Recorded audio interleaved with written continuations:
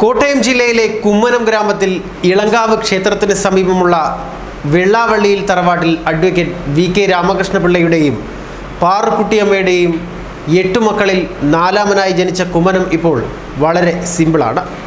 ഈ ലോക്സഭാ തെരഞ്ഞെടുപ്പോടുകൂടി അദ്ദേഹം പവർഫുൾ ആകും എന്ന പ്രതീക്ഷയിലാണ് അണികൾ.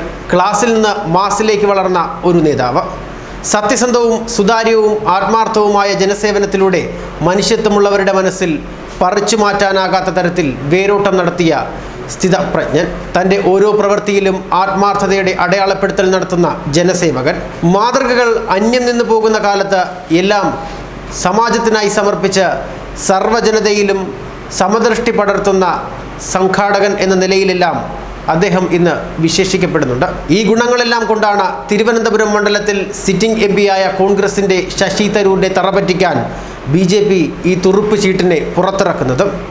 രാജശേഖരൻ എന്ന മനുഷ്യൻ കുമ്മനം എന്ന നേതാവായി വളർന്നു വന്നത് കഠിന പ്രയത്നത്തിലൂടെ തന്നെയാണ്.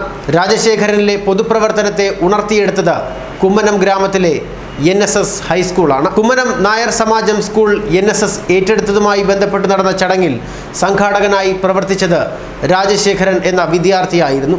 അന്ന് വിദ്യാർത്ഥികളെ പ്രതിനിധീകരിച്ച് പ്രസംഗിച്ച രാജശേഖരനിലെ സംഘാടകനെ തിരിച്ചറിഞ്ഞത് യുഗപ്രഭാവനായ സാക്ഷാൽ പത്മനാഭനായിരുന്നു. അരികെ വിളിച്ച് മികച്ച പൊതുപ്രവർത്തകനാകണം എന്ന് അനുഗ്രഹിക്കുകയും NSSന്റെ കനക ജൂബിലി ആഘോഷങ്ങളിൽ വാളണ്ടിയറായി നിയോഗിക്കപ്പെടുകയും ചെയ്തു.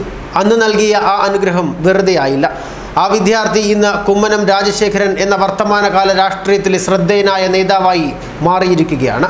ജനങ്ങളോടൊപ്പം സഞ്ചരിച്ച് അവരുടെ പ്രശ്നങ്ങളും പ്രയാസങ്ങളും നേരിട്ടറിഞ്ഞ് അവ പരിഹരിക്കുന്നതിന് കുമ്മനത്തിനുള്ള കഴിവ് എതിരാളികൾ പോലും സമ്മതിച്ചു തരുന്നതാണ്.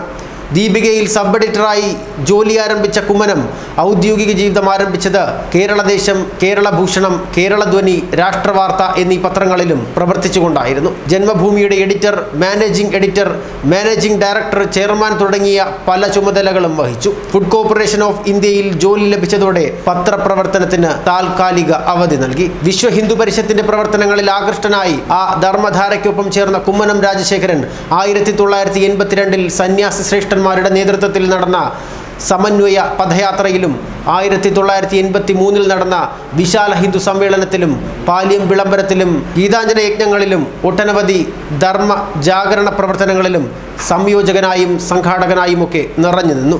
നിലയ്ക്കലിൻ്റെ പൈതൃകം നിലനിർത്തുവാനുള്ള പ്രക്ഷോഭത്തിലും തൃശ്ശൂരിനടുത്ത് പാലാഴി ക്ഷേത്രത്തിലെ ഐത്താചരണത്തിനെതിരെയും ഇളവൂർ തൂക്കത്തിലെ അനാചാരങ്ങൾക്കെതിരെയും പൊരുതിയത് കുമ്മനത്തിൻ്റെ സാമൂഹ്യ നവോത്ഥാന പോരാട്ടങ്ങളുടെ ആദ്യ കാഴ്ച മാത്രമായിരുന്നു. പൊതുപ്രവർത്തന നിരതമായ ജീവിതചര്യയിൽ സർക്കാർ ജോലിയോട് വേണ്ടത്ര നീതി പുലർത്താനാകുന്നില്ല എന്ന തോന്നലുണ്ടായപ്പോൾ FCIയിലെ ജോലി രാജിവെച്ച് ഹിന്ദുമുന്നണി സ്ഥാനാർത്ഥിയായി തിരുവനന്തപുരം ഈസ്റ്റിൽ നിന്ന് നിയമസഭയിലേക്ക് മത്സരിച്ച് 2ാം സ്ഥാനത്തെത്തി. പ്രതിപക്ഷമായിട്ടാണെങ്കിലും അംഗീകാരമായി കുമ്മനത്തെ തേടിയെത്തിയതായിരുന്നു ഗവർണർ പദവി.